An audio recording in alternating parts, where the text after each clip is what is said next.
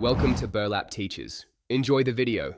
You begin by confirming your Sharp Aquos model and checking the firmware version in settings so you know compatibility. Connect to a stable network now. Use Ethernet for reliability.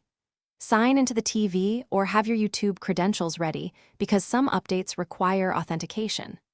Once done, go to the app launcher and highlight YouTube. Make sure to check for a system update first, since app updates can be blocked by outdated firmware. Proceed to the App Store or Update menu to initiate the download. You now navigate to the Apps area or Google Play Store on the Aquos and locate YouTube. If an update button appears, select it. This replaces old files while preserving settings. If update is missing or fails, uninstall the app and reinstall to force a fresh version. During download and install, make sure you don't power off, switch inputs, or unplug the TV. Interruptions can corrupt the package. Once installation finishes, open YouTube to verify the new interface and sign back in if prompted. You finish by restarting the TV to finalize integrations and let background services initialize correctly.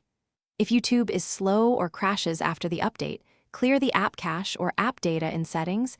This often removes corrupt temporary files. Make sure your firmware remains current. If problems persist, consider uninstalling and reinstalling once more. As a last resort, perform a factory reset, but only after backing up settings, because this erases accounts and preferences. If a reset doesn't help, Thanks for watching. Consider subscribing if this video helped you.